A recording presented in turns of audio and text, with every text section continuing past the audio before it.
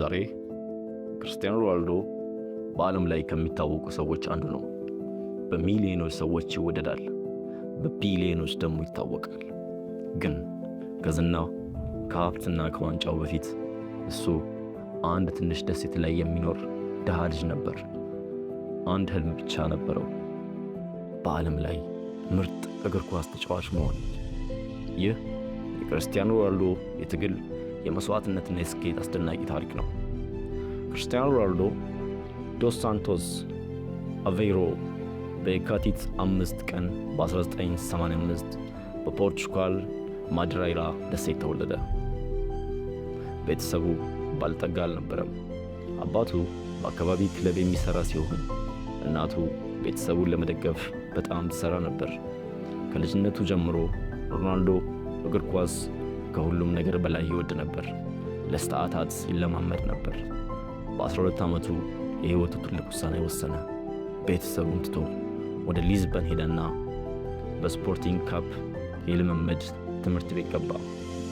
ትንሽ ልጅ ሆኖ ከቤተሰብ መራቅ ከባድ ነበር። ብቸኝነትና ፈተናዎች ገጠሙት። ነገር ግን ህልሙን አልተወም። በስፖርቲንግ ሲፒ ሮናልዶ ያለውን ችሎታ ለዓለም ማሳየት ጀመረ። ፍጥነቱ፣ የኳስ ቁጥጥሩና የማይታክተው ልምምድ የታላላቅ ክለቦችን አስደነቀ። በ2003 በ18 ዓመቱ በአንድ ጨዋታ የማንቸስተር ዩናይትድ አሰልጣኝ ሰር አሌክስ ፈርጉሰን አስደነቀ። ከዚህም የሮናልዶ የዓለም ደረጃ ጉዞ ጀመረ።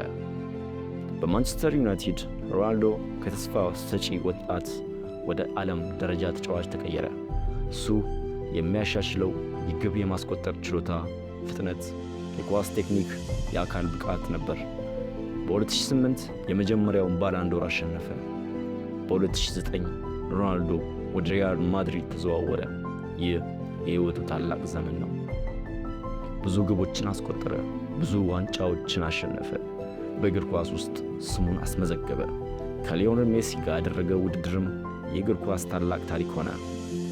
ብዙዎች ሮናልዶ የተሳካለት በተፈጥሮ ችሎታ ብቻ ነበር ይላሉ። ነገር ግን ዋናው ሚስጥሩ ጠንካራ ልምምድ፣ ትኩረት፣ ራሱን ሁልጊዜ ማሻሻል፣ ተስፋ ለመቁረጥ ነበር። ክርስቲያኖ ሮናልዶ የተወለደው ሊንጀር ሆኖ አይደለም። በህልሙ ላይ በየቀኑ በመስራት ሊጀንድ ሆነ። በትንሽ ደሴት የተነሳው ልጅ የዓለም እግር ኳስ ምልክት ሆነ። ይህ የተስፋ ወርልድ ስቶሪ ነው።